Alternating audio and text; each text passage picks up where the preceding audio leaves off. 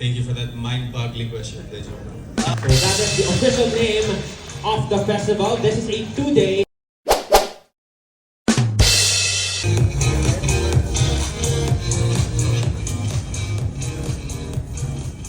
Thank you so much. Once again, palakpakan natin sila Miss Benelyn Emberado and Mr. Alden Richards. Hello everyone, good afternoon and welcome to the official press conference for one of the most anticipated music festivals in the country. We are all gathered here today to celebrate music, creativity, and collaboration. I'm Jules Guiang, and I'll be your host for this afternoon. Una sa lahat, maraming salamat po sa inyong pagdalo. Palakpakan niyo po ang inyong mga sarili. Maraming salamat. CEO of Myriad Entertainment and one of the creative heads of the festival, again, Mr. Alden Richards.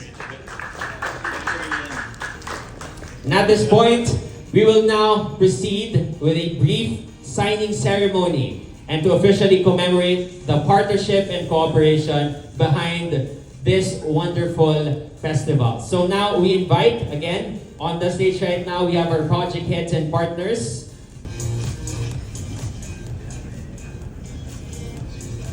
There you have it. And we invite our photographers and the media to take this moment. Handshake. And now with the contract. Welcome to the Wonderful Moments Music Festival.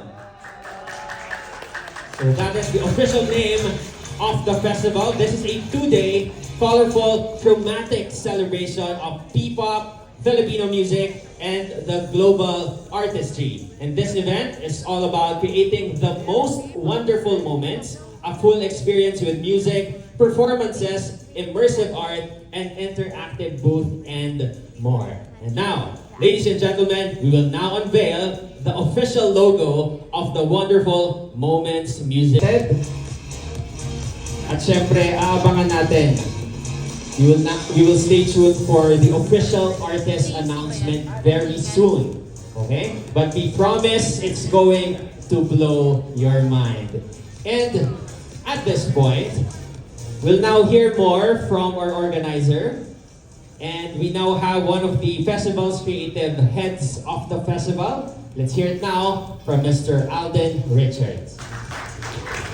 What's up, guys? Magandang tanghali po to everyone. On behalf of Myriad Entertainment Corporation, we'd like to thank IME for this, of course, Miss Barbs, for this opportunity to be able to do another big project this year. Actually, this is quite big talaga. When I actually saw the roster of performers already, and right now, one of the reasons why we said yes also to the partnership is the cause that IME is serving, which is supporting local talent. Diba? Parang as producers and as entertainers, diba dapat talaga na yung support na ibigay natin dito sa mga young talents natin sa Pilipinas, dapat dito mismo manggaling sa Pilipinas.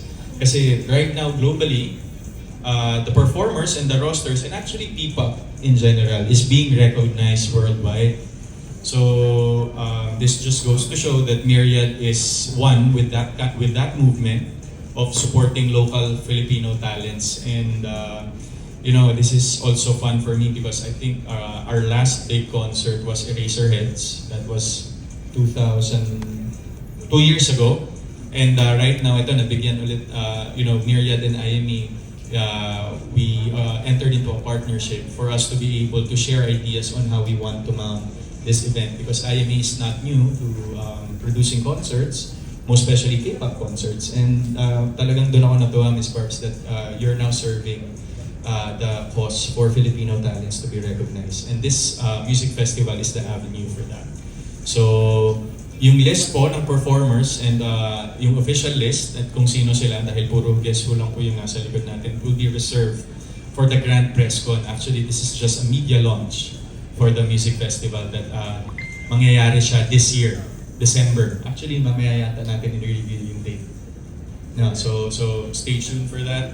But I'm very excited because right now this is gonna be another challenge for our company to deliver something new to the concert goers. Kasi syempre, maraming producers, maraming nagpo-perform, marami ng concerts and the appetite of the Filipino market when it comes to concerts are really high when it comes to standards. So we're here to deliver. We're here to give a good show to our audience. We're very excited, and this is gonna be one of the biggest music festivals of the year. And hopefully, magkaroon ulit next year because that's the long-term plan. We want this to be yearly.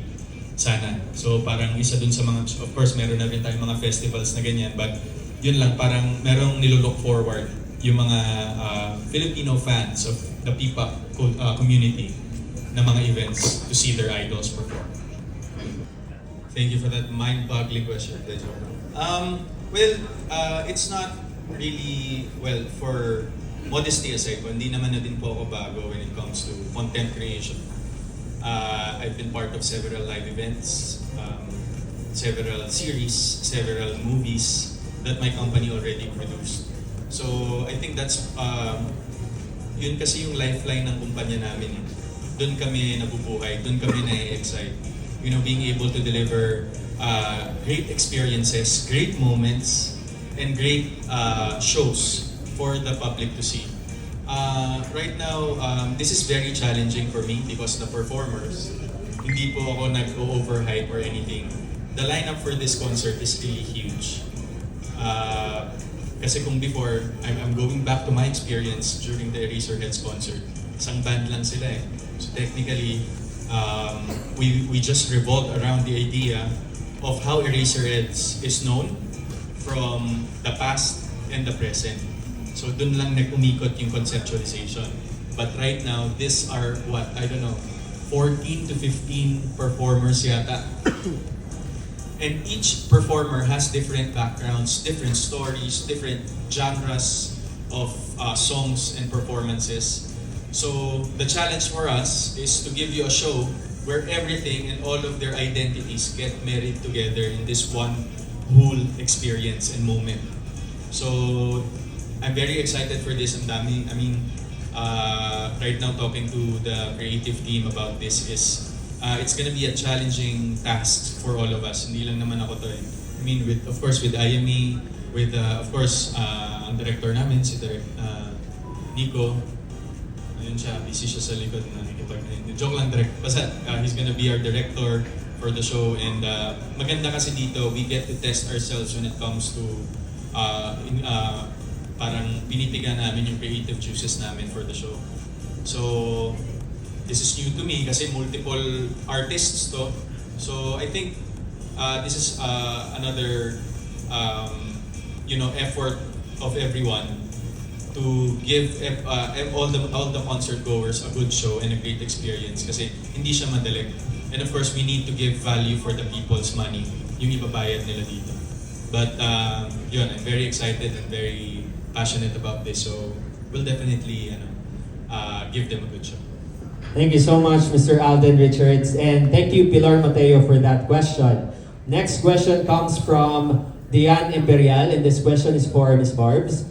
So the question is, Well, coming from the vision of both companies, IME and Myriad, we're really here to, in a way, give back to the industry. And syempre, kung meron ba tayong i-highlight, mag-highlight ba tayo ng ibang lahi when it comes to being recognized in the global stage? Syempre, kung ano yung atin, yun yung pagyayamanin natin, di ba? Yun yung, doon tayo mag-i-invest, sila yung i-highlight natin with this performance because they deserve that. Strenuous amount of years of training and dedication, honing their craft. I mean, yun eh. Despite of everything that's happening around us right now, I think at the end of the day, wala namang sasalo sa Pinoy kundi kapwa Pinoy din. So that's the vision that we have, that we share together.